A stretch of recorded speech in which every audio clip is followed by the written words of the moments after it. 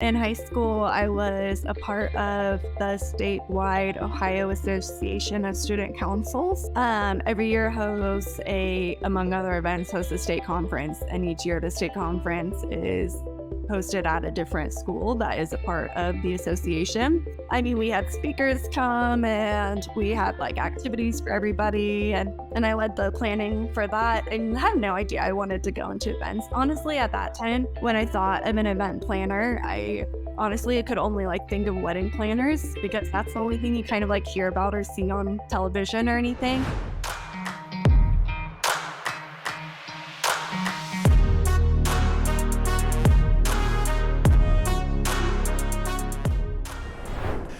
All right, we're rolling, Emilee. Thank you so much for being here. Thanks for having me.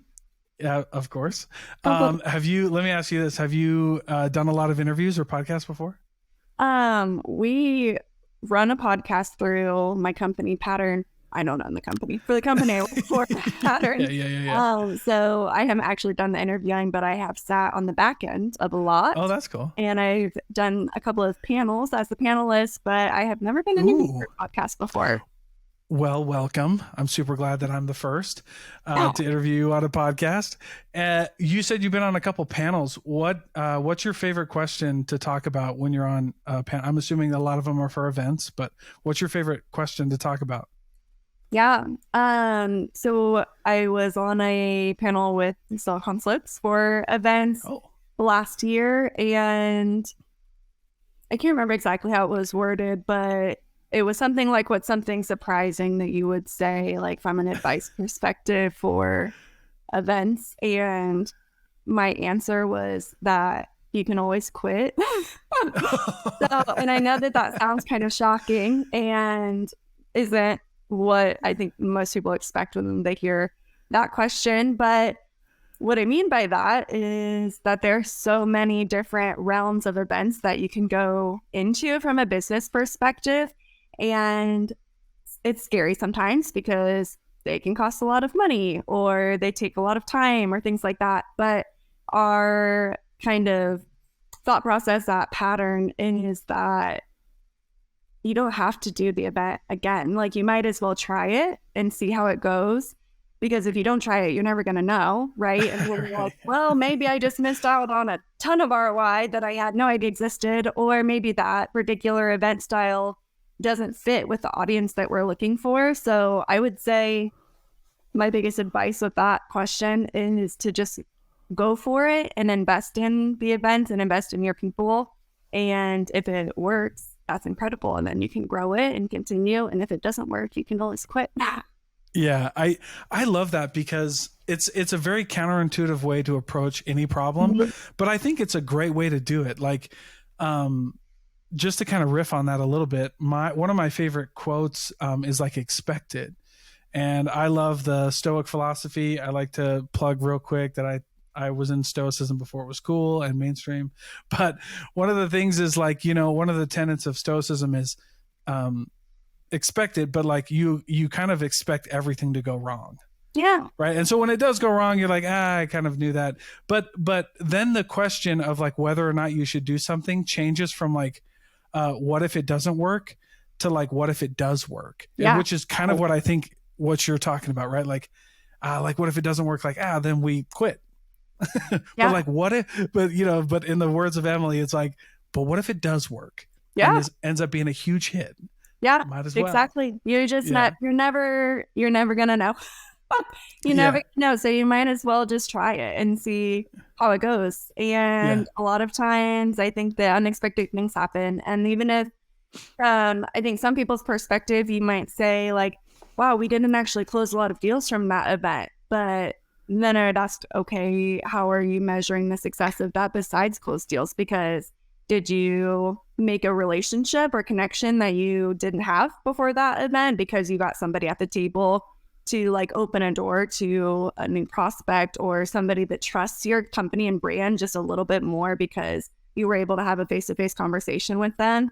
5 people at the table is still adding a lot of value, whether it wasn't like 10 people that brought in closed deals. There's still success in all of the different parts of it. So it's just kind of measuring what the success means for your company and if it was worth it or not. I love that. There's two questions I want to ask you. One, I was just going to kind of go into your history, but real quick before I do that, what do you think? I mean, I'm assuming I did a little bit of research.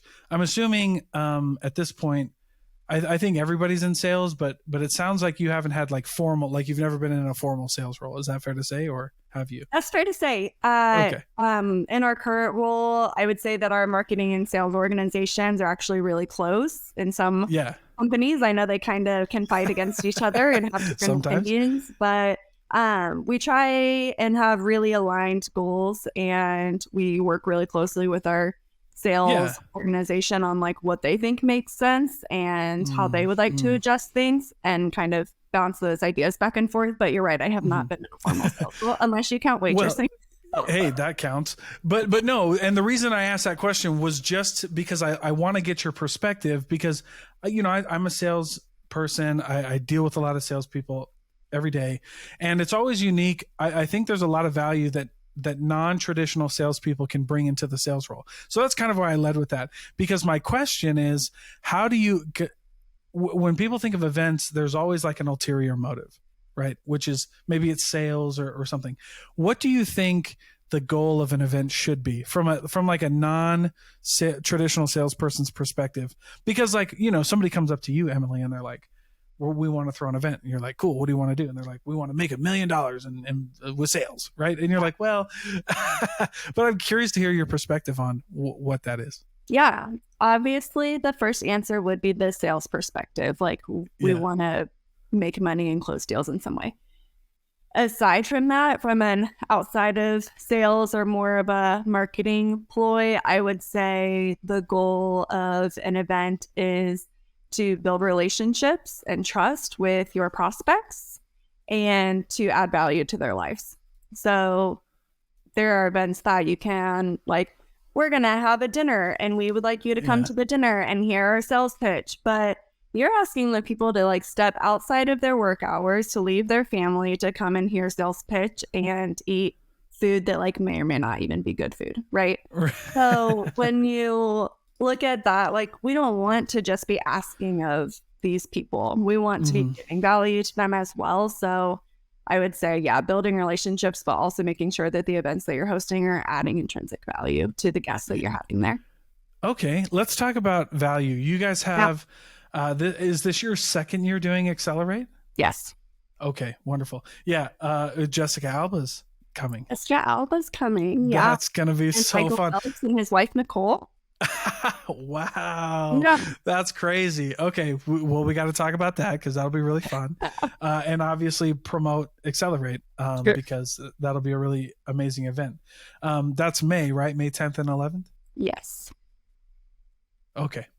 Perfect. So let me ask you this. You brought up, you brought up value and like adding intrinsic value and how that should be one of the places to start when you're planning an event. How do you gauge what like is valuable to somebody? And I guess maybe that's kind of like, so Accelerate's like an e-commerce thing. So what would e-com people value or whatever, but how do you gauge like what, some people would value over something else? I would say something that people would value would be something that they didn't have access to before. So if I am giving somebody access to something, whether that is thought leadership that they wouldn't have heard otherwise, seeing Jessica Alba on stage, for instance.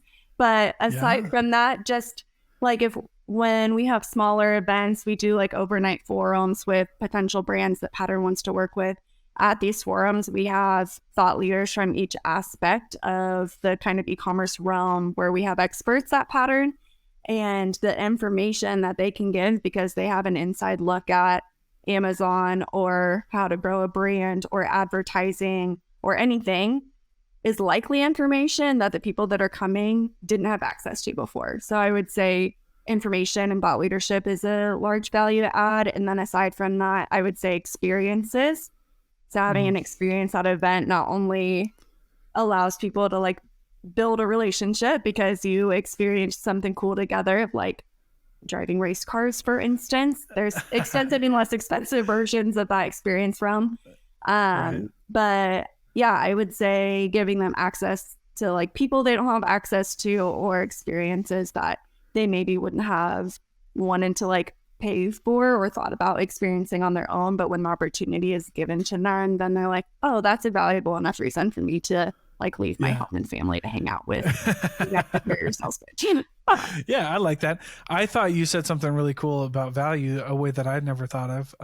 The first thing you said was, you know, access to like insider views, or like something that you wouldn't normally get, like something you wouldn't normally have access to. And I thought that that was a really great way to put value, because as a salesperson, right, we have to kind of dig that value out of people with a lot of questions, because it's very, you know, I say like value is like beauty. It's in the eye of the beholder, right? Like, yeah, you know, what's valuable to me isn't necessarily, but when you're kind of like, you know, niching down, and you're going into like e-com, a lot of people would love that value. How do you gauge, maybe, all right, so, you know, you got Accelerate coming up, you got e-com. How do you gauge what type of person can bring that value, and if they would resonate with an audience? Yeah. I think that making sure that people that are speaking are in the peer group or higher of the attendees. So we really shoot for, with Accelerate, we want, it's an e-commerce wide, industry wide event.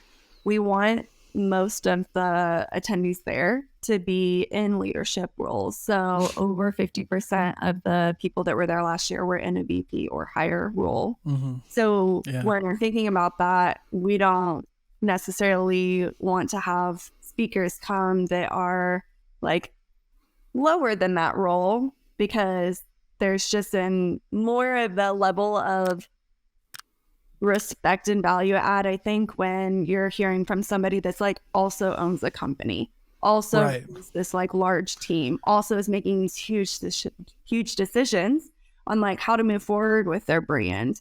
So I think that answers your question. I think so. I like that, because, and I think for me, it's like a credibility thing. Yeah. You know, it's like you want to hear from somebody who's kind of in the trenches, who's done it, who's gone through it. Or just insider knowledge in general. So Amazon is, a couple different entities of Amazon are title sponsors of the event this year. Oh, so cool. A lot of people from a brand perspective never can get Amazon on the phone. They'll talk to a live person about their brand on Amazon once a year, maybe, you know. That's not everybody's experience, but that is a really common experience. So when we're saying, hey, we're going to have 4 different Amazon entities here, and you have the ability to like request meetings with them, visit their booth and talk to them in real life, that's a value that like somebody just doesn't have in their normal like day-to-day in their role. So I think that's a good example of giving somebody something that they don't have access to that we can offer them. Yeah, I like that. Now, okay, this is a general question, has nothing to do with people specifically, but you've been in events long enough. I think I'm just curious, right? So you have like, you have celebrities coming to the event, right? And I'm kind of on the fence about that. And and I'll give you kind of my thing, because it's like, you have a celebrity, and like I said, this has nothing to do with anybody in particular. It's just like the overarching theme of like, well, yeah, so-and-so celebrity made a big company. If I was in a big box office movie, I probably could have done that too. And then you have the flip side. Well, it's like, but these, you know, but I've met enough celebrities to know that their business acumen is actually incredibly deep. And like they're very intelligent business people. And I know a lot of celebrities want to break away from like the popularity and like really dig into business. So you kind of see both of those sides, right? Like you kind of have the cynics who are like, well, yeah, if I was in XYZ, name that movie, I could run a multi-billion-dollar e-com too. Mm-hmm. But there is also like, but that e-com world I know from experience and talking with people also isn't dummy proof, right? Like it doesn't really matter how much money you have if you don't do it right. And so I'm kind of curious of how you balance finding the right, you know, because you guys have had celebrities in the past and things like that, how you balance like, you know, celebrities who actually know what they're talking about versus like maybe just a clout chasing celebrity, right? Mm-hmm. Yeah. What is incredible about, I'll talk about I know he says not about a particular person, but I will talk about Kristen Bell for a moment. Okay. So not only does she have this huge brand, Telebello, her and Dax, her husband, created the brand because they cared about creating an affordable, high quality brand for families. And I think a lot of celebrities, kind of like you were saying, can spend a bunch of money and start this brand, and then really they don't really have to do anything with it if they don't want to, and it'll probably still be pretty successful because it's their brand. Kristen Bell is like making decisions on the ground with her teams there. She knows the information, and she actually like really cares about growing the brand. And I think when you get down to it, it doesn't matter how big the brand is or how much money you have. It's about like the people behind it and how much they care about putting like their time and energy into making something great. And if she can come to the stage, or Jessica Alba can come to the stage and talk about this huge brand that they have, but talk about it in a way that can help anybody that's a leader at a brand, and really get down into like, why does this brand matter? Why does it matter to the consumer? Why does it matter to me to even like care about it as the person that started it? Because I don't have to. I can just pay somebody else to do it. But they do care about it. And I think that is kind of what makes the difference of bringing them to the table, is that the information that they're sharing is information that can be taken from anybody that's in that like leadership role or trying to grow a brand, that they have information that's good for the entire audience and not just the ones with a ton of money. Right. Well, and that would be my thing, is like, and obviously like there's good people, like just because you're a celebrity doesn't mean you're XYZ. But I feel like there's sometimes that disconnect, like, well, I mean, if I, money doesn't solve every problem, but it certainly makes some problems easier to solve. It does, for sure. So like, but I like that. I like that you mentioned like, in your example that Kristen Bell is on the ground floor and a lot of the decisions, right?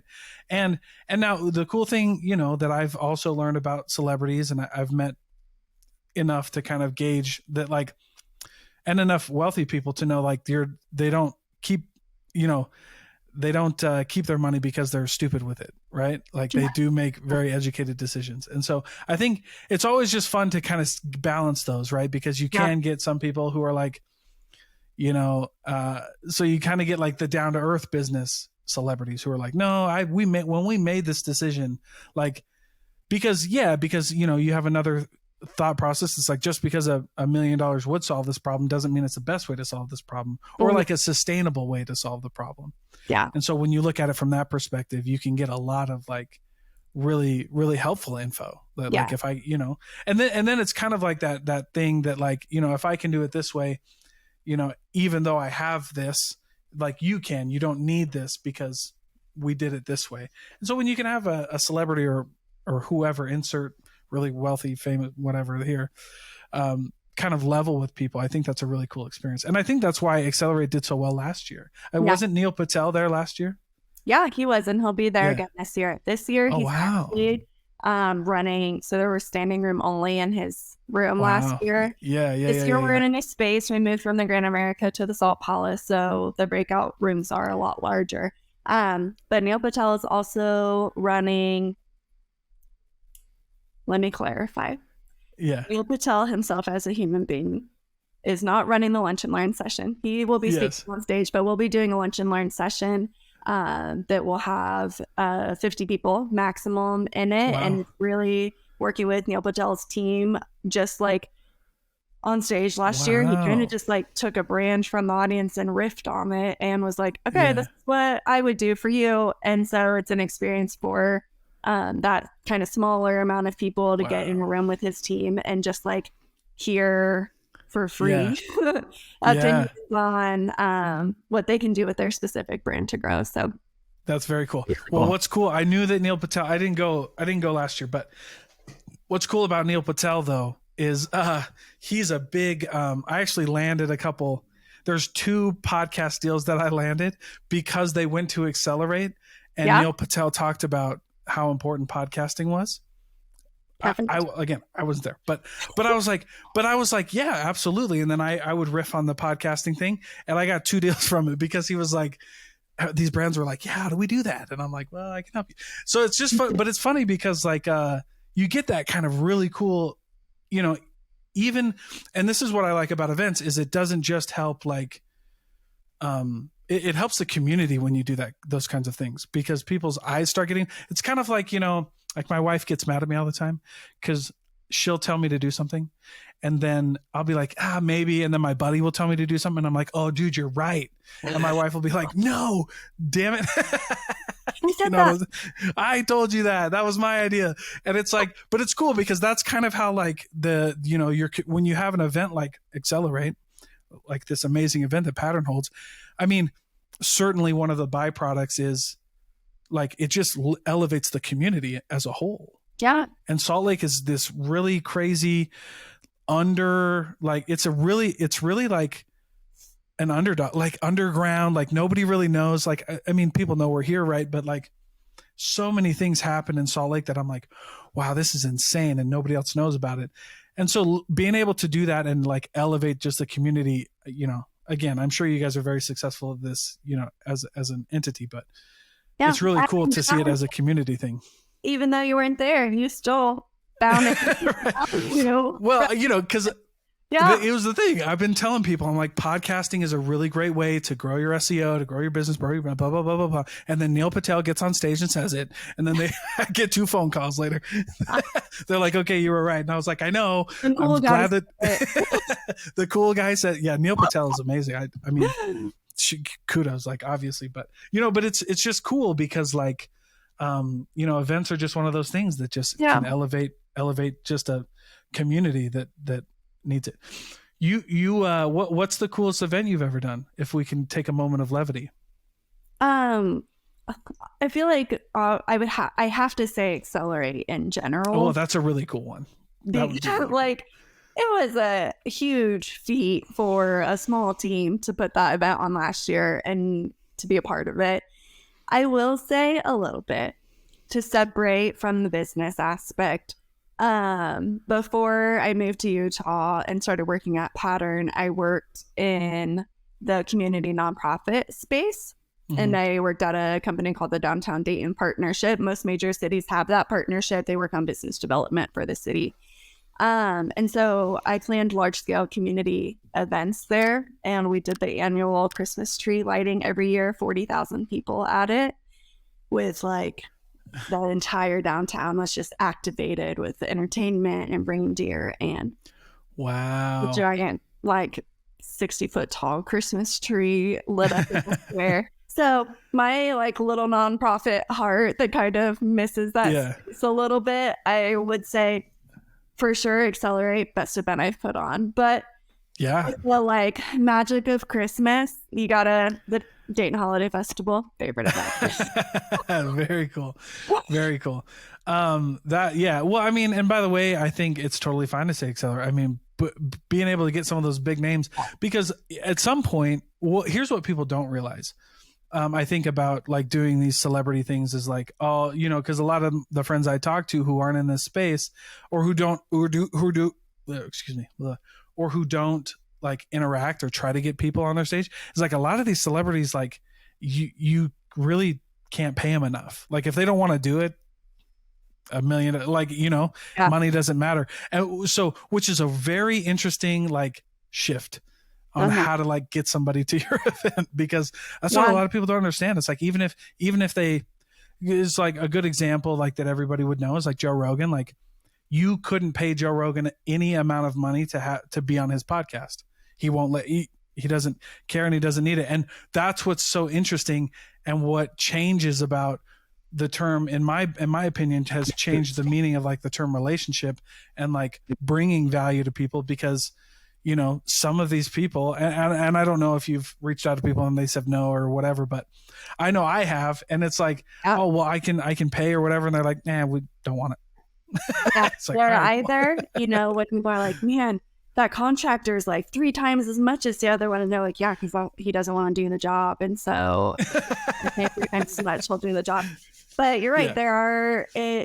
I feel like they either have to care about the event, they have to care about what you're asking them to do. Right. Or they just don't do it at all. or they'll do it if they don't care, but only for a certain amount of money. So I feel like we for sure gotten shut down. We've had like long lists of people that we would like to bring on stage, and sometimes it works and sometimes it doesn't at all. Yeah.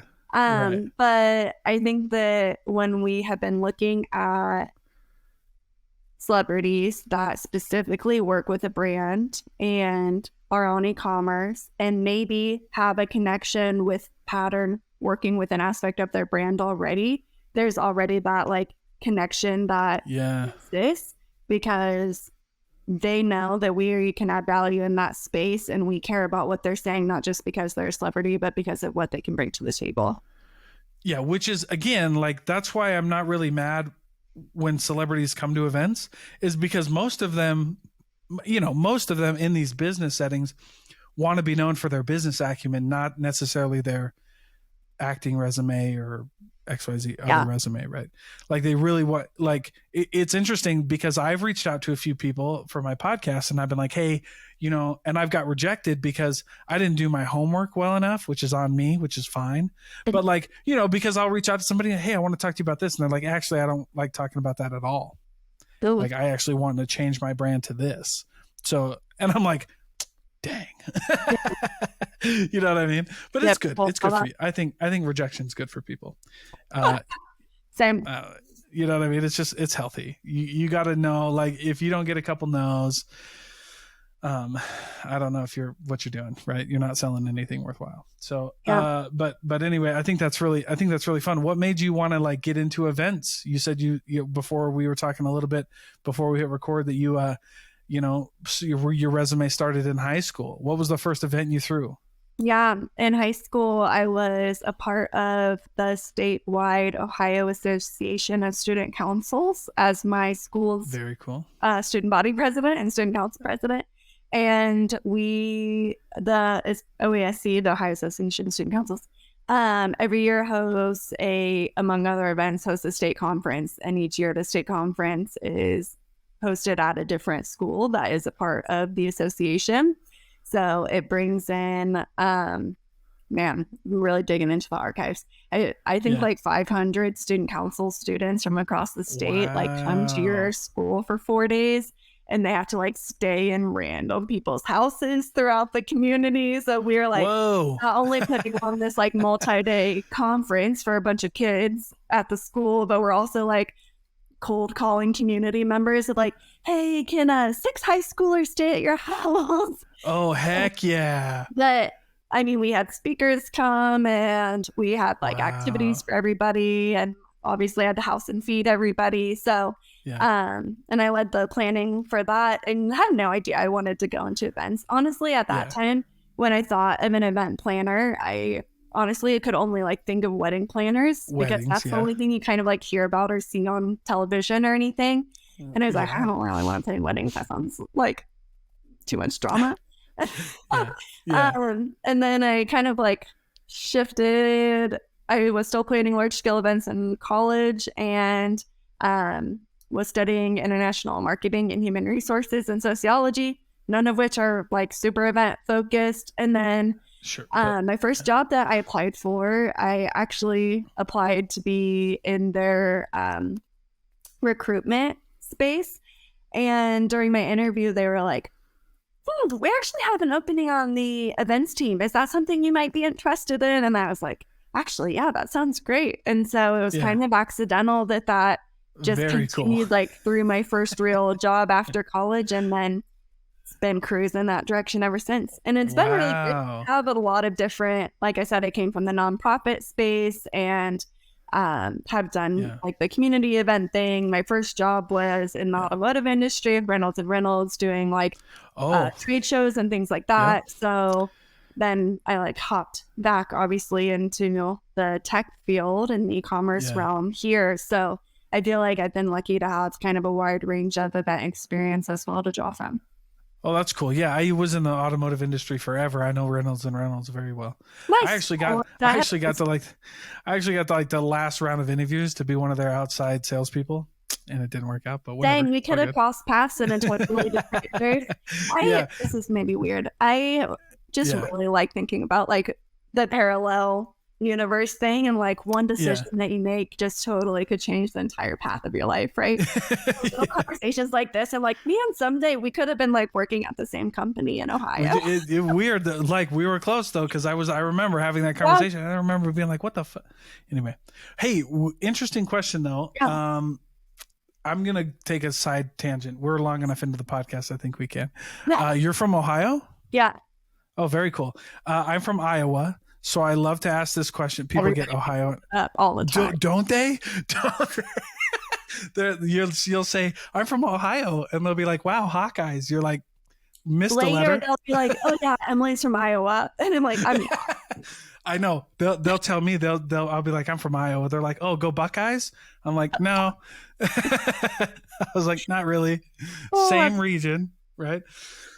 But it's so funny. When did you come to Utah? I mean, you don't have to get very specific. A couple of years ago, or super interesting, I guess, kind of, because I moved here in November of 2019, which, if you'll recall, was 4 months before the world shut down. For real. So imagine it was when we were moving across the country to a place where a city we had only been to one time ever. We spent a lot of time in Moab, but I had only been to Salt Lake once, started a new job, new group of friends, and then like all of a sudden the entire world changes. It's weird. Yeah, you're like, holy crap. That's crazy. What was were there any big culture shocks that you had moving from Ohio to Utah? I feel like anybody listening to this knows the answer to that question. Like, is it religion? Yeah, I wouldn't have called it out necessarily as that until I knew more, but honestly, I just didn't know. I didn't know. I didn't do the research. I knew in general that the LDS church was large here, but honestly didn't know that much about it. And coming from the Midwest, where my previous job, she cussed up a storm and meeting was just really. Listen, this is what people don't understand about the Midwest is if you don't swear, they don't trust you. Yeah, it's legitimate. Like, oh, you know what I mean? And then you kind of know, and then like, so super transparent. Like, I'm LDS, but I'm from Iowa. Like, our bishop swore at the pulpit. Our young men's leader took a smoke break during church. Like, that's just religion. That we're factory. Like, that's the backbone of America. That's what you get. That's what you sign up for when you go there. And so, it's different. It's really different.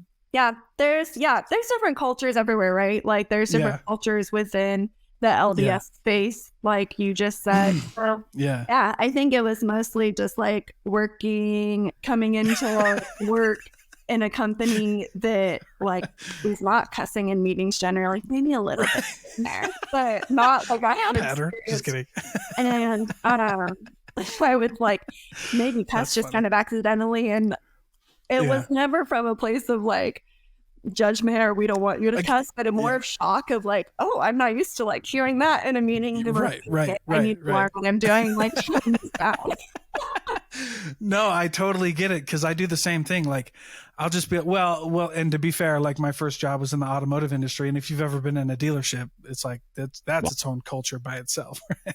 It doesn't matter who you are in the dealership, because again, but it's funny because I had a job where I lived here in Utah, but I would go back to Iowa, and our main thing was like selling big industrial metal equipment to like factories, and I had to pick it back up because I for real, I remember one time I kind of lost it for a little bit, and I didn't say any swear words or anything, and the guy just looked at me and he was like, he really stopped the conversation. He was like, it's just me and you, buddy.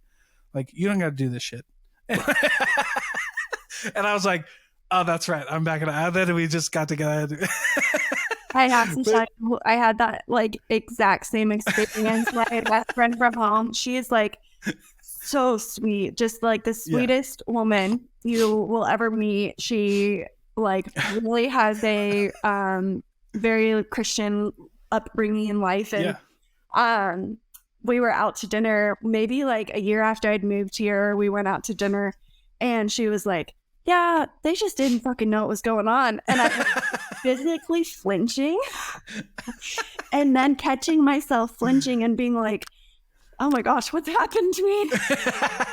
And the same thing of like, okay, I gotta just find my balance here. Yeah. It's kind of like an on and off button where you're like, oh, it's my buddies. Like I like from back home. Like I know what I can do. Right. And then like work, like I flip this. No, that's just funny. Cause like, I love talking to people from the Midwest cause I would love to go back. But like, I think as you kind of know, it's just it's like Utah is kind of weird, man. Kind of sucks you in a little bit. Like there's not a lot of sales jobs in the Midwest, you know? Yeah. Like it's just kind of weird. It's kind of fun. I'm sure there's more opportunities for you. And do you ever have plans on going back? Do you miss it? Likely not. And it's not because of the culture or anything. It's because of the like geography. My husband and I we love to climb and we love to backpack and ski and snowboard. And in Ohio, those things are just not readily available. Here, they're just like at your front door. So we'll stay in Salt Lake. We'll definitely stay out west just for the activities for sure. I think so. I think that's very fun. Yeah, you remember growing up and they'd be like that. You know, there's a mountain, but you're like, no, that's more of a hill, right? But see, it's different though because in Utah or like out west, they'll be like, that's a river, and you're like, no, I grew up on the Mississippi River. Or like the Ohio River. That's a river. I'm like, this is a stream that maybe is a pond. Yeah, that's right. They're like, oh, it's a river. I don't think so. That's not a real river. It's just funny though, isn't it? Yeah. I love that. You know what I miss most? Go ahead. Lightning bugs. Yes. Oh my gosh. My babies, my kids. My wife and I grew up. My wife is from Illinois. I'm from Iowa. Yeah. Lightning bugs, man. We took our kids back one time. And they had seen that Disney movie, Princess and the Frog. Yeah. Yeah. And we're like, oh, those lightning bugs. And my daughter would be like, oh, those aren't real. But we never really talked to them. We go back in the summertime and see them. And my daughter thought like, she's like, Dad, did you get these from the movie? And I'm like, no, these are real. Yeah. And it was like, yeah, you pick the tails off and like stick them over you or whatever. Well, for that story, I was literally going to say, when you haven't grown up with them, they feel like they were pulled out of a Pixar movie. Yeah. My daughter didn't believe me that they were real. I'm like, no, sweetie, they're real. Like, go catch one. And like when you're driving down the freeway at night and everything just starts lighting up. Yeah, that's cool. That's a good one. That you from the Midwest if you know lightning bugs. Yeah. But like, I don't know, because if you're not I've also brought friends out to the Midwest and they just can't believe. I mean, it's not as cool as magical as my daughter who's never seen it, but they're like, wow, I didn't know those were real. It's kind of crazy. That's cool. Well, let's do this because I really loved your story. I loved hearing everything. If somebody wants to throw an event, I guess where do you start? Well, I think you would start with the goals of what that event is trying to like bring in for you. Yeah. That we talked about a little bit earlier. And then I would say from a logistical standpoint, then it's just like, what kind of budget do you have and what kind of experience are you trying to create? Because events can be anything from doing a podcast or a roundtable discussion or hosting a webinar, or they could be something as large as Accelerate, and there's hundreds and hundreds of choices in between. So I would say just figuring out the goals and how much money you want to spend on it and what kind of experience you're trying to give the people that would be attending your event. Yeah, I do have a dream of doing a live podcast. Not that it's unique, but I just want to do it because it's on my bucket list. You should do it on stage sometime as a live event interview on stage, and then as a podcast episode. Yeah. Yes, I know it's going to happen one day. I'm actually trying to plan it. So sneak peek. Cool. It's called Beyond the Mic, but I think it'd be really fun just because you just get a unique experience. I think one thing that I really love about like people who speak is like you never get the same speech twice, even though it's like the same speech. It's just different. You know what I mean? Like, so that's why I love interviews. Like I could interview anybody because it's just, you don't ever get the same interview twice. And it doesn't really matter if you interview people from the same thing. Yeah. So that's kind of the magic too of like, and why I'm glad we got connected is just like, Accelerate's coming up. It's not going to be the same as the last year. Well, I'm sure. Yeah, even people's though even experiences are vast. Like an yeah. experience you're having at an event, like Accelerate for sure, but in general, just with what you're saying with interviews, like everybody has such a different life path that they've taken that Yeah. have accidentally landed them like both on a podcast together, or both in the automotive Yeah. industry. That's yeah, dude. Yes. It's No, a that's cool really experience cool. for sure. I really like that. Well, tell everybody about Accelerate, where they can get tickets, Yeah. dates, all that good stuff, because we want to do that. And then how they can follow you if they're like, dude, Emilee's badass. Go follow Thanks. Emilee. Appreciate that. So people can check out accelerationsummit.com. You can also find it at pattern.com if that is a little bit easier for people to remember. And I'll share a discount code with you too after this.